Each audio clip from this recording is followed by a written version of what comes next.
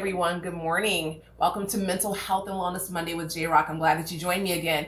Listen, did you know that May is National Mental Health Awareness Month, and it's also Mother's Day in the United States of America? Since 1954, we have been establishing and acknowledging the importance of raising the awareness, raising the vibration, raising and reducing the stigma around effective mental health care and around mental health disease and disorder. But did you know that it's not just a disease model? It's not just a medical model or a sick model. Mental health, that's why I call it Mental Health and Wellness Monday, is also about the evolutionary process of becoming the very best version of yourself. And through simple things like changing your sleep cycle, changing your diet, your exercise routines, your lifestyle and nutrition, and access to affordable and effective mental health care, you can actually change your genetic outcomes and your genetic predispositions so that you can have longer life expectancy, better mood, better health, and overall synergistically with every system of your body, live a healthier, happier, and more fulfilling life. Now, mental health and wellness is not about perfection, and it's certainly not about performance. If you are struggling with your mental health, there is absolutely no shame in reaching out for help. You know, there's been times in my life where I've had cavities, even as healthy as I eat, but I kind of really had a sugar issue.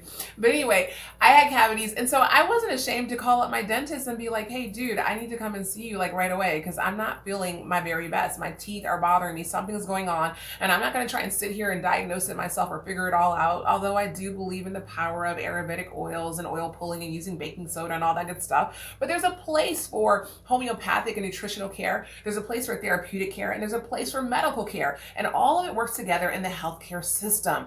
And from my perspective, I remember being in grad school and I said, I want to help make the conversation about mental health and wellness mainstream in media. That was a part of my life's mission and life's work. And now as my career is expanding and growing and opportunities continue to grow, I'm actually getting more involved in activism and advocacy. Because it is so important that every human being, every man, woman, child, boy, girl, and everything in between and all around the edges of has access to affordable and effective mental health care. You know, it's kind of like if you had a car, you wouldn't just get an oil change every 10 years or every time the car starts smoking or it looks like it's going to break down, or I don't know, maybe some of you would. But it's a preventive care model. It's a maintenance model. It's like routine maintenance and routine checkups every so many thousand miles. So a lot of the clients that I see in my private practice, sometimes they'll come in for crisis management or crisis care. But then after a while, once we get through those crisis interventions or we work through some of the things that they may be experiencing struggles or challenges with, then we go into more of a preventive care model so that we can prevent and begin to prevent poor mental health outcomes and improve their long-term prognosis through effective treatment planning, through integrative nutrition, and through talking about family systems and understanding family of origin so that you can better understand not just your genetics and your biology, but also understand the patterns and behavioral patterns and coping mechanisms that may have been used in your family throughout generations and sometimes throughout centuries. You know, a lot of times we are born into trauma. We're born into multi-generational wellness, and we can also be born into multi-generational mental health issues. Either way, we all have a little bit of everything, a little bit of something. You know, for people who say that I've never had a mental health issue, I'm like, that's like saying you've never had a health issue. That's like saying you've never had a cold, you've never had allergy problems, you've never had the flu. You know, mental health and wellness is on a continuum, and some things true enough are very severe, some things true enough are crisis management, some things true enough are detrimental, and then there are some things that are just more moderate or more in a normal range. And that is why you want to sit down with a good mental health care practitioner, whether it be a psychiatrist, psychologist, or a psychotherapist like myself, and talk about and assess where you are in your life. So you might be wondering, what's the difference between a psychiatrist, psychologist, psychotherapist, counselor, coach? Well, there are some very distinct differences. And, you know, primarily psychiatrists, although a lot of them are moving into practicing from more of a therapeutic model and a wellness model, primarily a psychologist is going to help treat you through a medical model, through treatment of an assessment of disease processes, diagnosis of mental health conditions and disorders, and then also medication prescription management. So for me, I practice in my practice medication management with clients who have been prescribed medications to help to manage their mental health care. However, I don't actually write prescriptions. I don't actually treat with medication, but I do integrate and work with psychiatrists and medical physicians on the overall, what we call MAT therapy, medication assisted treatment, for the overall long-term wellness for our clients and patients.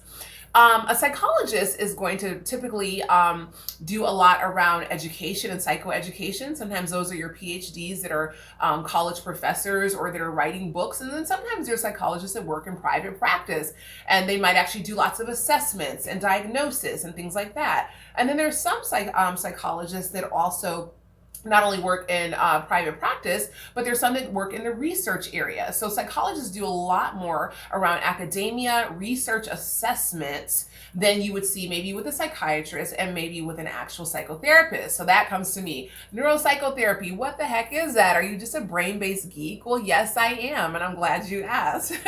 But in addition to just being a brain-based geek and loving to learn about the human mind and the brain, I practice therapy from a brain-based model. So what that basically means is that you have something called neuroplasticity. Every muscle in your body has the ability to change, to grow, to expand, to experience muscle atrophy or muscle growth, depending on your lifestyle and the way that you manage your overall body and physiology. So my belief, and not just my belief, but we have learned through the study of the brain that we can actually change and improve our outcomes through neuroplasticity and through repetition. Repetition is where we begin to create new grooves in our brain, which is why it's so difficult when you say every year, I'm making a New Year's resolution and I'm changing my whole life and everything after this is going to be great. And then like 48 hours later, you're like, okay, and now I'm eating the donuts and now I'm spending the money and now I'm having an attitude problem. And I just said 48 hours ago that I was going to change everything. It's more than just making an intention or a declaration or an affirmation or saying a prayer or writing it down in a journal. It's actually creating new grooves in your brain so that you can start to create new behavioral patterns. As you create those new behavioral patterns, you're going to also notice that the neurochemicals that you release in your body biologically are going to begin to shift and change so that you're not firing off as much cortisol or adrenaline, which are those stress hormones, but you begin to release more calming and relaxing neurochemicals in your body. And that can come through not only repetition and good quality psychotherapy and mental health care, but that can also come through the practice of mindfulness and meditation, where you're literally beginning to rewire your brain. It's a powerful thing. I have seen people that have struggled with substance abuse, opioid addiction, alcohol addiction, bipolar disorder, severe anxiety disorder, also multicultural trauma. You know, we've been talking a lot about racial healing through all groups because there's been so much that has happened, not just in this country, but throughout the globe since the beginning of colonization, that has affected people in ways that are just systemic and that go throughout generations. And so no matter what it is that you're struggling with, whether it's any of those things that I just listed off or something else like borderline personality disorder or narcissistic personality disorder, or it could just be generalized adjustment disorder or social anxiety, whatever it may be, through the practice of retraining your brain and learning specific tools and specific resource management, in order to do that, you can begin to change over time. So this is not about a quick fix, but this is about changing holistically your whole life wellness so that you can experience whole life change.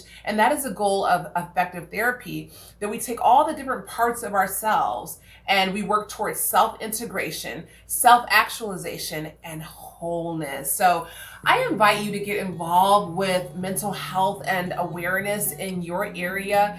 The National Association of Mental Health, NAMI is a really great organization to join up with. Psychology Today is a phenomenal organization that I'm a part of that offers great science-based research articles. And wherever you're watching this in the country or around the world, you can go to Psychology Today and find a therapist in your area that matches you. Mental Health Match is another phenomenal one I've been seeing lately here based in Texas. You don't have to go through this alone, and you might have a good dentist, a good barber, a good hairstylist, a good mechanic, a good chiropractor, a good cardiovascular doctor, a good neurosurgeon. I don't know who your practitioners are, but you also want to take care of your mind, body, and soul. And you can do that through effective mental health and wellness care. Now, if you happen to be a mom, or you know a mom, or you know somebody that knows a mom, in the month of May, we celebrate Mother's Day as well. So I just want to also remind you, when you go on an airplane, when they always say to you, if the cabin loses pressure, what do they tell you? Go ahead and tell me. I know you know. Come on, I'm listening. They're going to tell you to put your own mask on first, right? Because because you can't be effective in helping anyone else if you're not first helping yourself. It doesn't matter if you're sitting next to an adorable, beautiful newborn baby or an adorable little, elderly person that may seem somewhat helpless or impaired in their function. You can't help them unless you help you.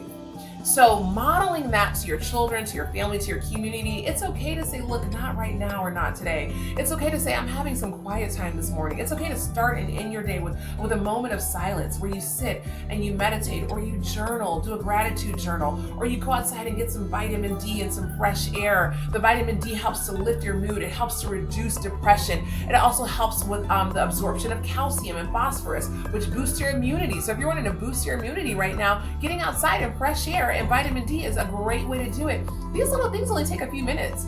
We all have the same 24 hours in every day. So I don't believe in the myth of busy. Sometimes people tell me, J-Rock, I won't call you right now because I know you're so busy. I'm like, I'm not that busy, okay? I don't even believe in busyness. I am a human being. I am practicing being intentional about being and not human doing all the time. And if I find that I'm overwhelmed and overstressed and overly taxed, more often than not, I am probably stacking my plate too high, and I need to reassess and realign my expectations of myself so that I can set some realistic and tangible and achievable goals.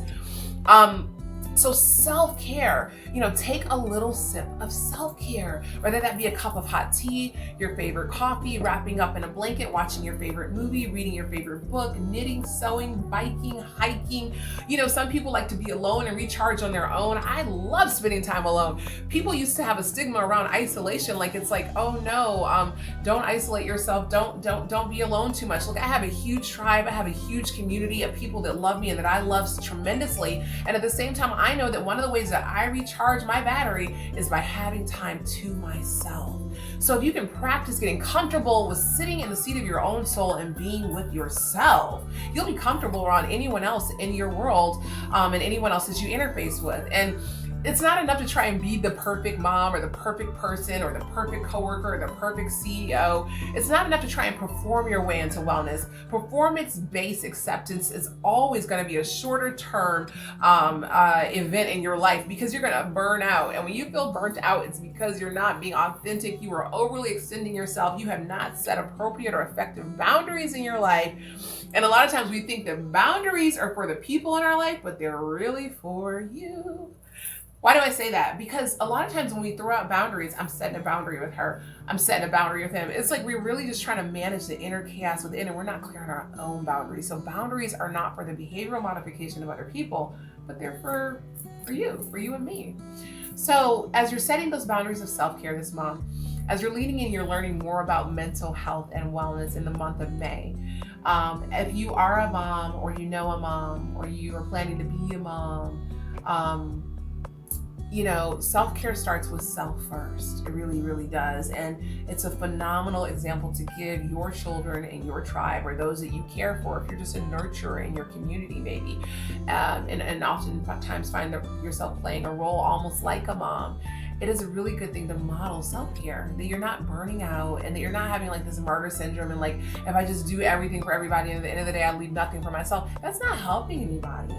And maybe if it is helping them in the long run, it's not going to be sustainable for you. So I hope that you enjoyed this Monday Mental Health and Wellness with Jrocktherapy. If you want to hear more of these ideas, you can head over to my YouTube channel, Jrocktherapy, or you can subscribe to my podcast on any streaming platform, whether it be Spotify, iTunes, Google Play. You can find it all there, where I'm talking about self-care. I'm talking about removing shame. I'm talking about identifying when you're self-sabotaging. I'm talking about ways to reduce anxiety. And I even just have some daily affirmations that you can listen to start and end each day. Well, rock your wellness, rock your recovery, rock your life. And from Jrocktherapy, from my place in the world here in 512 area code to yours, take care of yourself and those around you. And I'll see you next time.